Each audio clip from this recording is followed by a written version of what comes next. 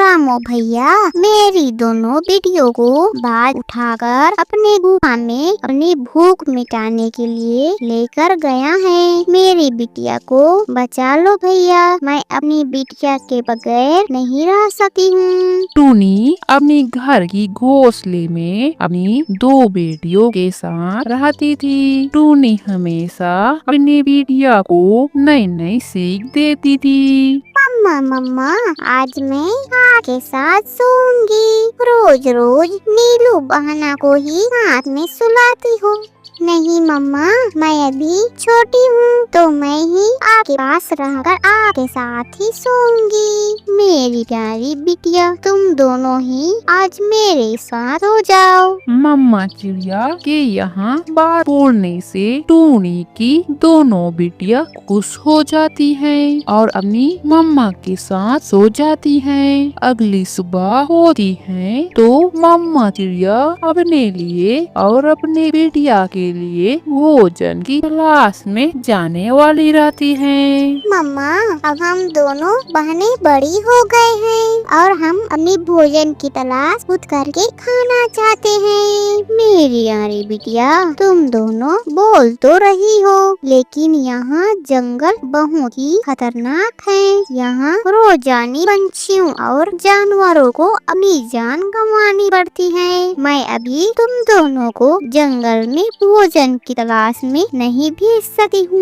मम्मा, आप सोच रही हो कि जंगल में खतरा है, हमारे घर में भी तो कोई न कोई खतरा होगी, इसलिए हम दोनों बहनें भी आपके साथ भोजन की तलाश में जाएंगे। ठीक है मेरी प्यारी बिटिया, अगर तुम दोनों जंगल घूमकर अपने लिए भोजन की तलाश करनी चाहती हो तो चली जाओ। टूनी अपनी दोनों बेटियों के साथ उड़ते हुए जंगल की ओर चली जाती हैं। तो उन्हें पेड़ पर कुछ फलों के पेड़ दिखाई पड़ती हैं। मम्मा, यहाँ से तो कितने मीठे होंगे ना, इन्हें हम खाकर अपने घर के लिए भी ले जाएंगे। टूनी की दोनों बेटियां मीठे से फल को मजे से खाती रहती हैं। इधर मम्मा चिड़िया चारों तरफ नजर लगाती देखती रहती हैं तो दूर बाज दिखाई देती हैं। नीलू और मीनू, तुम दोनों जल्दी से यहाँ भागो, यहाँ बाज आ रहा है। टूनी अपनी बिटिया के साथ भागने लगती है, लेकिन बाज की रफ्तार ज्यादा होने की वजह से बाज टूनी की दोनों बेटियों को पकड़कर अपने साथ अपने गुफा में ले जाता है और पिंजरे में बंद कर देता है। मम्मा,